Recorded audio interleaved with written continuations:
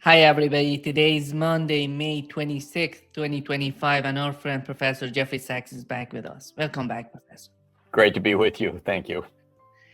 Professor, Donald Trump and the case of Iran, the nuclear program of Iran, it seems that yesterday he said he's optimistic about what's going on between the United States and Iran after the fifth round of negotiations. And we know that before the negotiation, the last round of negotiation, Steve Witkoff said no enrichment. Iranian part rejected that. But it seems that the situation is somehow optimistic. What's going on, in your opinion, right now? I'm not in the room, so I can't give you an authoritative account. But the Iranian position has been quite clear.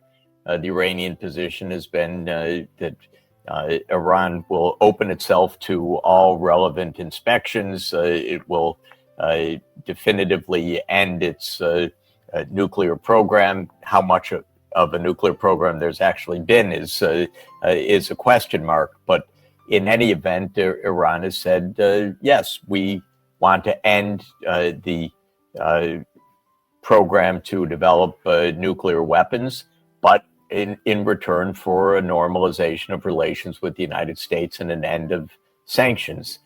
Essentially what was on the table with the JCPOA back in 2016 and 2017, which Trump turned down.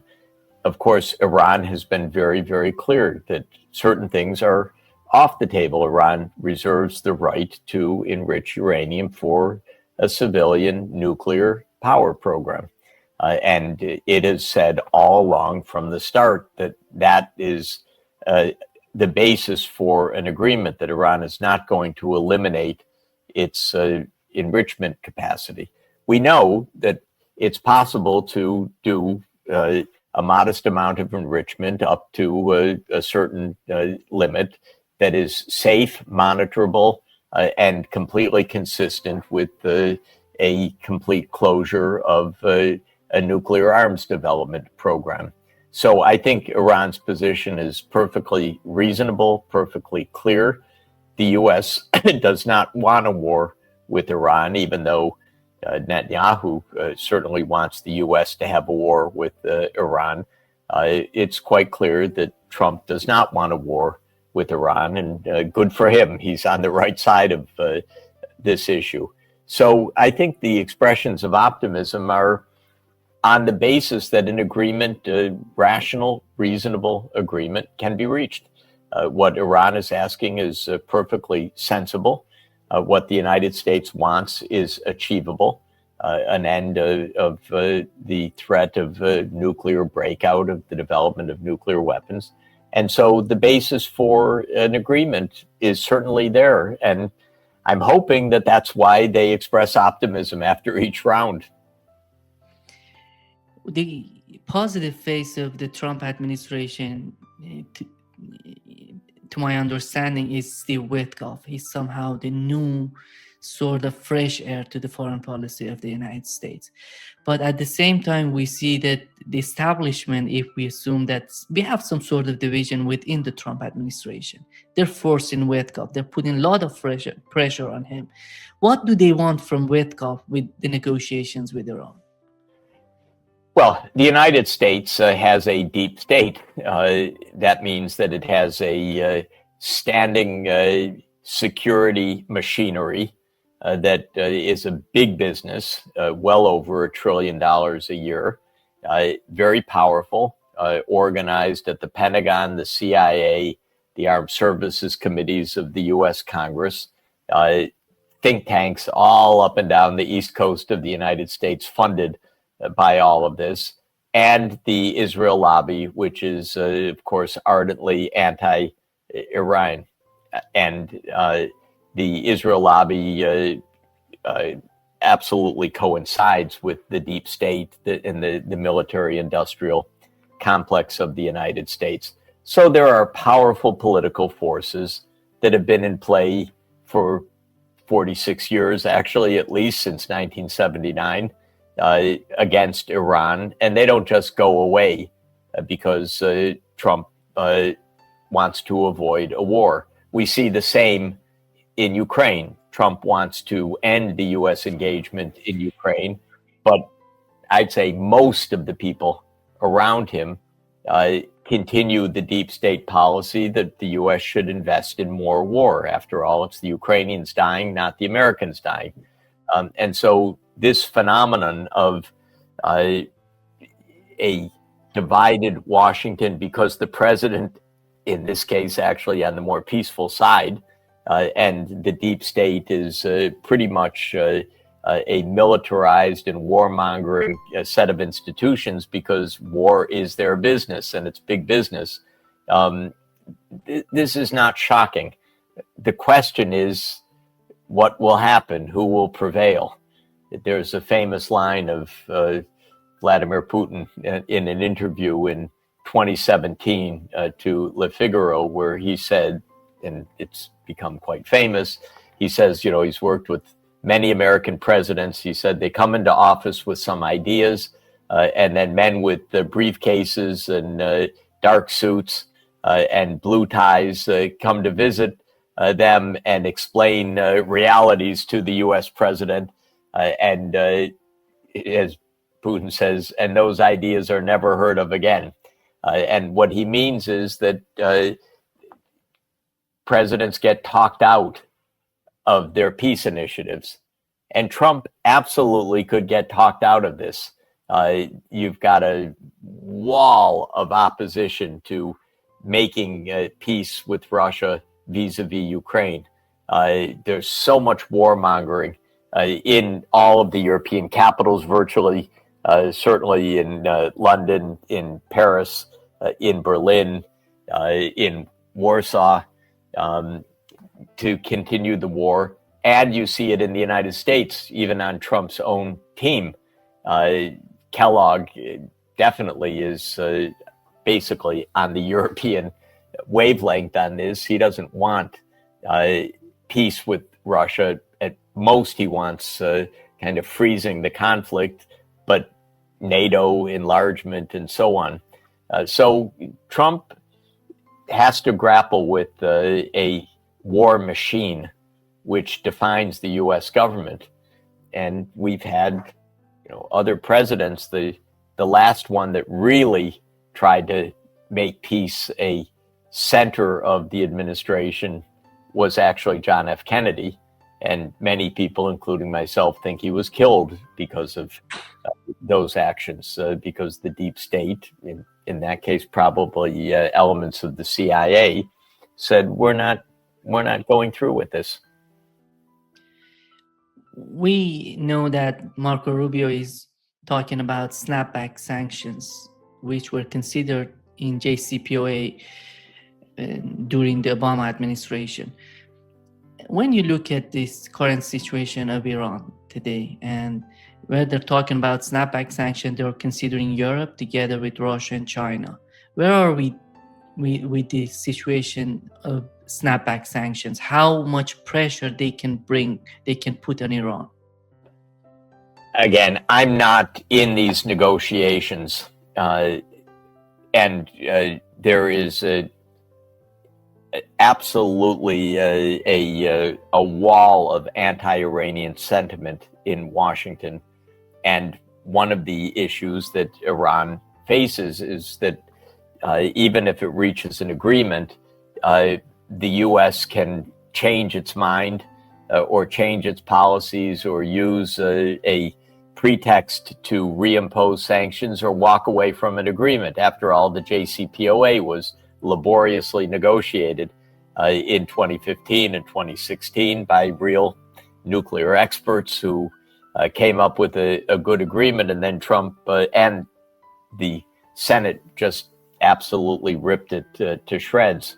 So on what kind of sanctions and whether Iran will agree to something that is very flimsy and can get them into, again, another trap, I'm not in the room, but if I were Iran, I'd worry about it.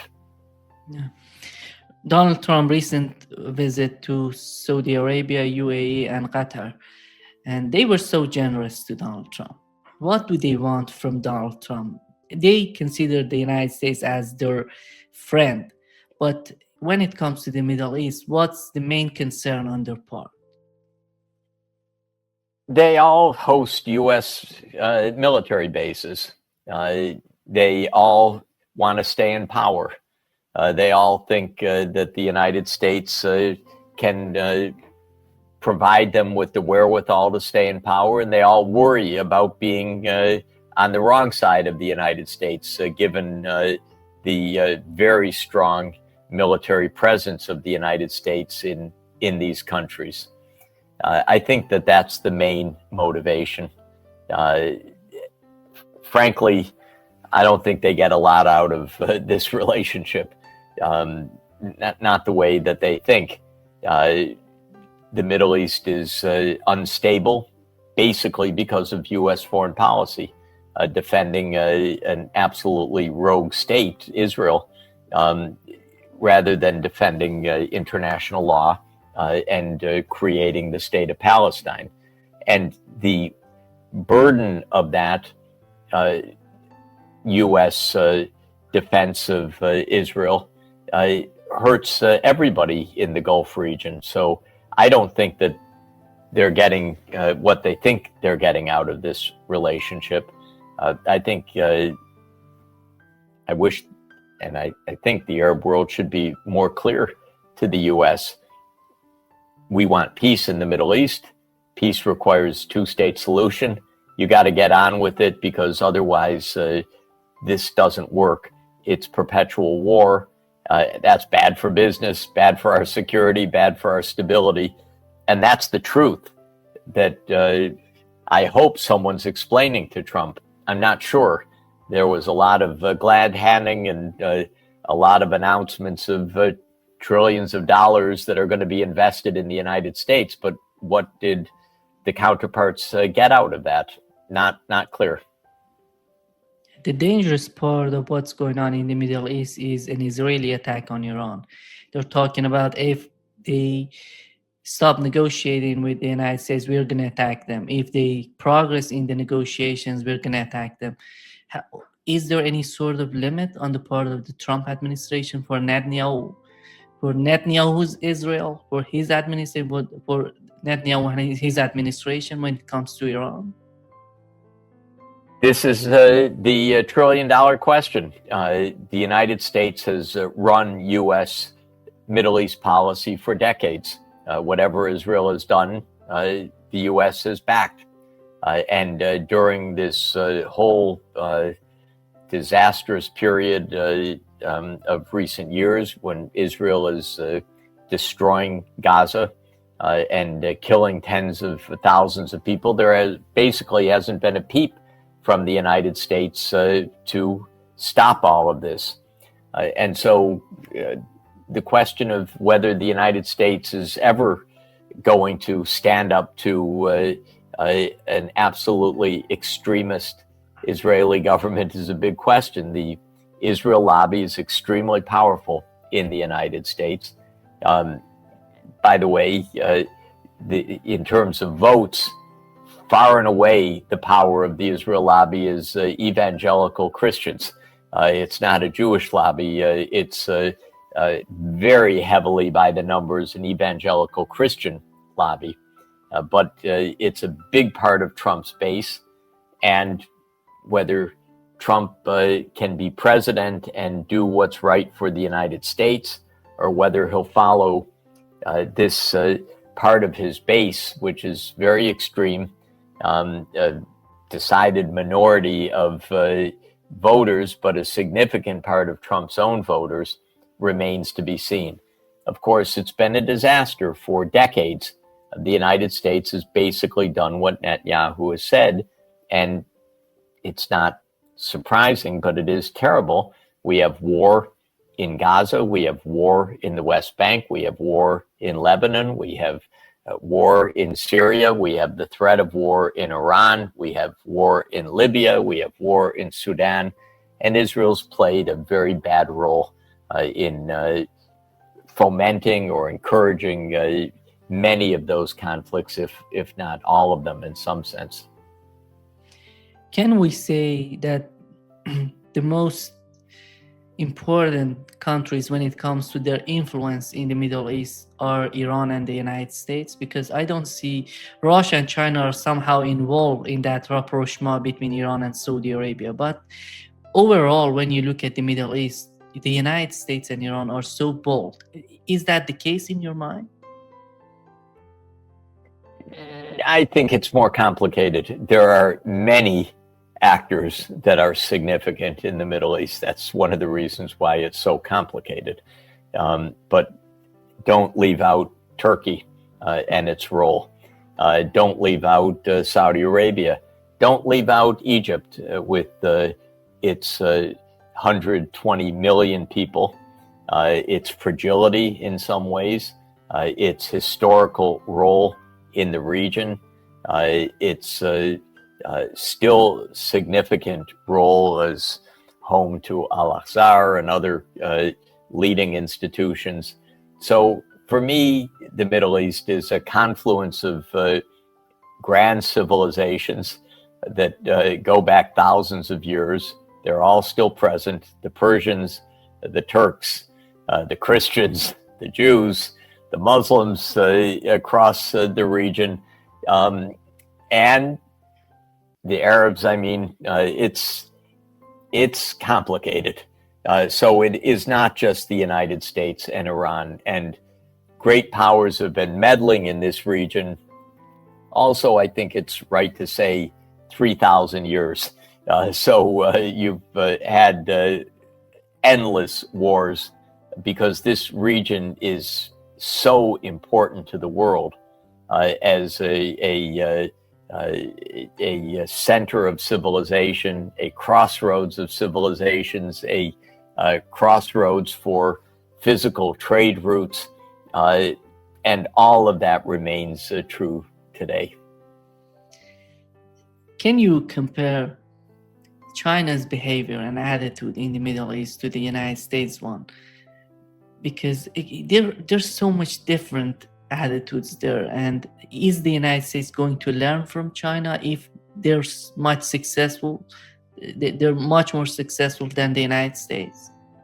Well, statecraft in China and statecraft in the North Atlantic world, meaning whether it's the UK or the US or Western Europe, are completely different historically, and I think completely different in self-perception and in future behavior. You know, in international relations theory, as taught in the United States, it said, oh, states behave the same way no matter who they are. I think that this is absolutely not the case. China has never had overseas empires. China never meddled in the Middle East. The Middle East was dominated by Britain and, to a lesser extent, France for a very long time. After World War II, the United States carried the baton that Britain had before World War II as really the undoubted regional hegemon in the Middle East. Britain and the U.S., of course, overthrew Mossadegh in 1953, the Iranian elected prime minister, creating tumult that would follow for basically 70 years onward. So the U.S. is an imperial power. It learned its methods of imperial rule from Britain. The U.S. is an Anglo-Saxon country by origin and elite culture, and it behaves like an empire. It behaves like an imperial power in the Middle East, a colonizing power, and the leading war power of the Middle East. China is completely different. China is only present commercially. It's only present as a calm, stabilizing voice. It's only present as one of the permanent members of the UN Security Council. It China has a big interest in Middle East stability because of energy and other geopolitical conditions, but China's just has nothing to do with being an imperial power. It never was for an overseas, in an overseas sense, and I don't think it's going to be. Yeah. We had the conservative leader Kemi Badenoch on Sky News. She said something so much amazing. First time I've heard that. That was surprising. She said that Israel is fighting a proxy war on the part of the United Kingdom. How can you make sense of that? Wow. I missed the statement. A proxy war vis-a-vis whom, was she saying? It's about, I don't know, the region, Palestinians. Look, I can tell you, I have a theorem that almost all world problems go back to the British. The British have made a mess in so many parts of the world. The list is extremely long.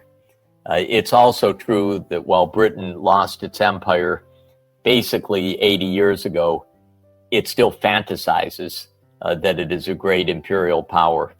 And when you hear a statement like you just said, which I haven't heard, so I can't fully interpret it, but it's a kind of absurdity. Professor, so let me play it for you. I think that would be helpful if you hear that. Yeah, Prime Minister joined. Do you think that Mr. Netanyahu's language on this is justified? I'm not here to police the language of the Prime Minister of Israel. I'm not asking you to police it. I'm asking what he has said. He sees people need to know where you stand. Yeah, but I've been very clear where I stand. Hamas is a terrorist group. They are not our friends. I'm talking about what Trevor, you think about the Israelis' Yes, but it's all related.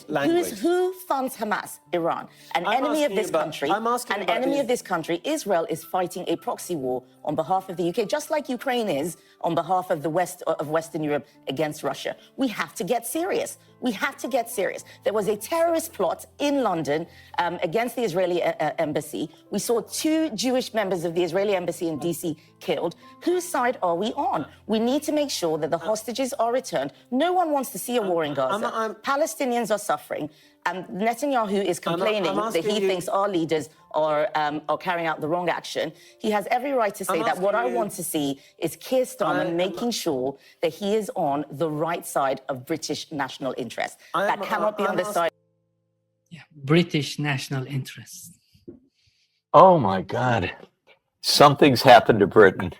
It is so pathetic. One of these characters after the next. It's absolutely shocking. Now, if you put Starmer there, he'd be the same fool. If you put Boris Johnson there before, the same idiocy. One after another. I don't know where to start, but Britain is in such a tailspin. Of course, who am I to talk? We have Donald Trump. The collapse of political leadership in the North Atlantic is kind of like a coda to the overall end of Western hegemony. Not only is there the end of Western dominance in the world, but you kind of put the icing on the cake by having this political idiocy that we were just watching on this film. Absolutely unaccountable, vulgar, but par for the course. Starmer's no better. It's just awful. The degradation of British politics. The tragedy is that they're playing the same role in Ukraine. They're doing exactly the same role. All they know is war and these stupid comments and this vainglory of empire and telling people what to do. Idiocy. Starmer is just such a fool. But by the way, so was Boris Johnson. And Johnson played exactly the same role. So this is interesting because this is deep state phenomena. This transcends parties. we have basically the same thing in the United States, though I want to say Trump is trying, maybe not successfully, maybe fitfully, maybe episodically, but he's trying, I think, to end the war in Ukraine. Starmer's not even remotely trying to end the war in Ukraine. And yesterday, Donald Trump said that Vladimir Putin is so crazy. He's killing a lot of people, but not just soldiers. They're killing. He was talking about civilians. What is the main goal of this mainstream policy? Because when you go out, and he talked recently with Vladimir Putin, it was a phone call, more than 2 hours. They were talking about many things, not just Ukraine. But who's forcing Donald Trump in the position that he's taking right now, which it seems that he's somehow feeling that he needs to leave the scene, to let it in the hands of Ukrainians and Russians to make it some sort of solution, to make some sort of settlement. No, but he said something even more than that now when he said Putin's absolutely crazy. He said maybe we have to put on sanctions again. So it's not extricating the U.S., it's reverting to the mainstream deep state, which is possible because he's surrounded by Marco Rubio and Waltz and Kellogg and Lindsey Graham. And we didn't have 30 years of warmongering for nothing, and it didn't just go away on January 20th, 2025. We have a military-industrial complex that is the basis of the American empire, and that still is there. And Trump's trying to end a war, but no one likes to end war among these imperial powers. Even a country like Britain, which lost its empire 80 years ago, doesn't like to end war. France loves the warmongering right now. The United States is the only country where the leader, it seems once in a while, to be trying to wind down the war, but then a statement like today could mean just a reversion back to where we were before. Putin didn't do anything, quote, absolutely crazy. The Iranians launched massive drone attacks, including on Moscow in recent days. The Western European governments are so incredible in not saying one word about how to actually reach peace. They talk about a ceasefire, but not how to actually reach peace. That to call Putin crazy and not call Zelensky, Starmer, Macron, Tusk, Merz as warmongering,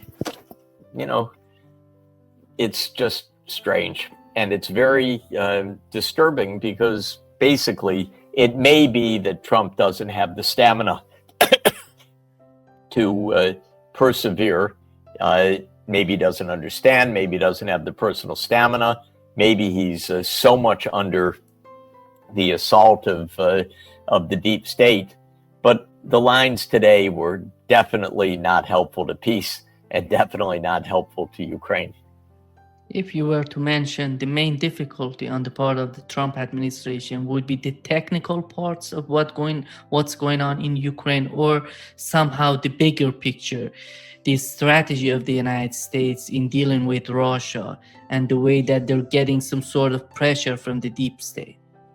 It's the latter. Look, basically, the U.S. gambled that it could pull Ukraine into the Western orbit and do it with NATO enlargement and make Russia fold. And that was the bet. And that bet was wrong.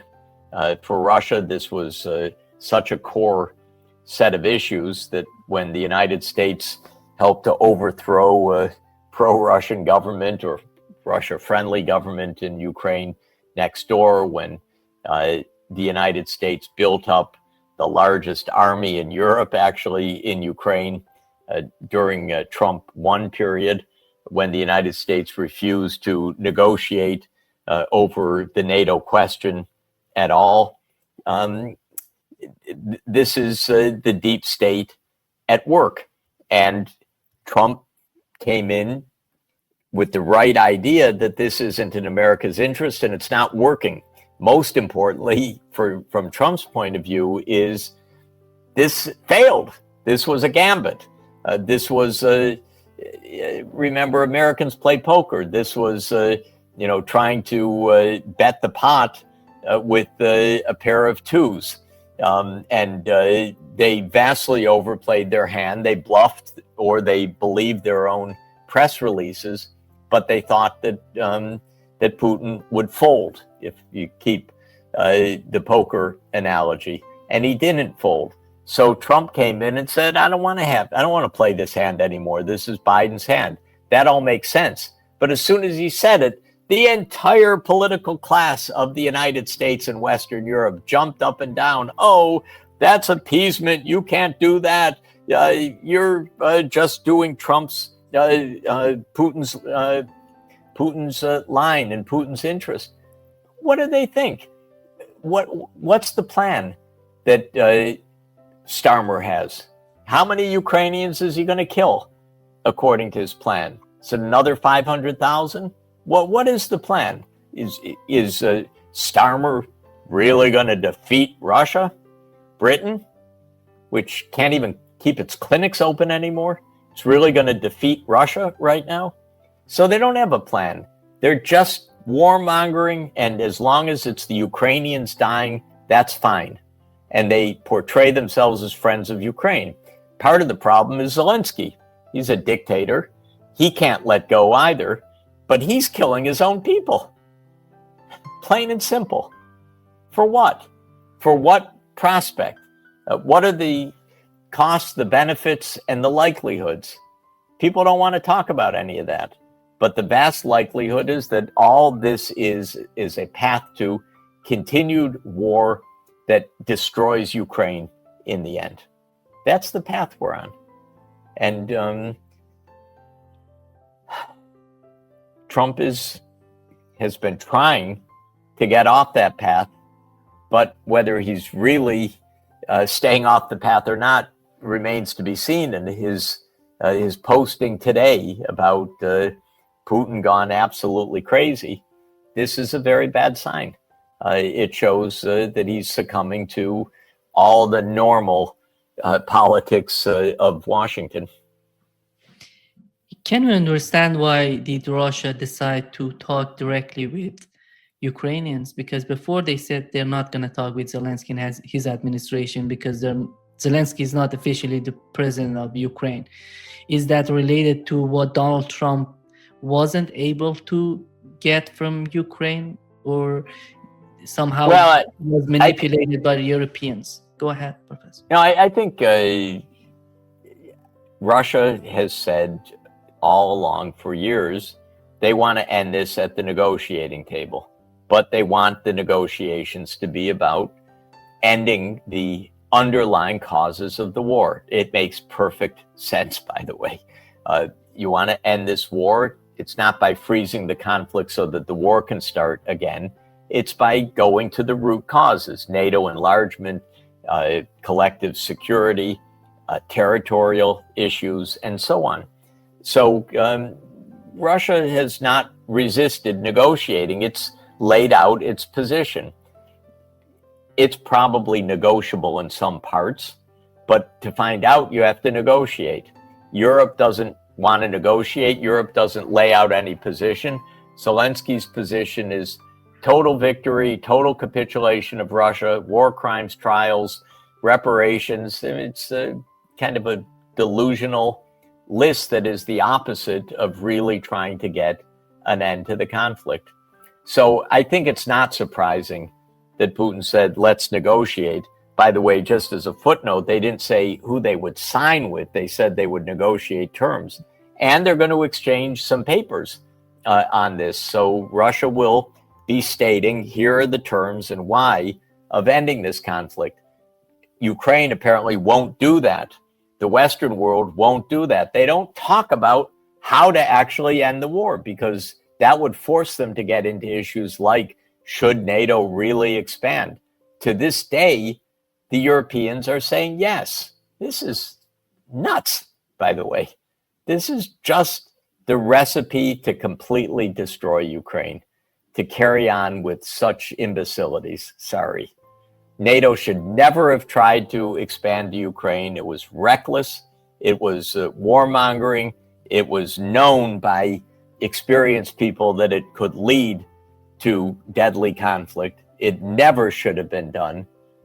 But my God, given what's happened since 2022, for Europeans to continue to say, absolutely, Ukraine will join NATO, is shocking to me. We're going to have to finish up shortly. Thank you so much, Professor Sachs. Great pleasure as always. Well, great to be with you, and we'll continue. Lots to talk about, and these issues are unfortunately not going away anytime soon. Yeah. See you soon. Bye-bye. Thank you. Bye-bye. Bye-bye.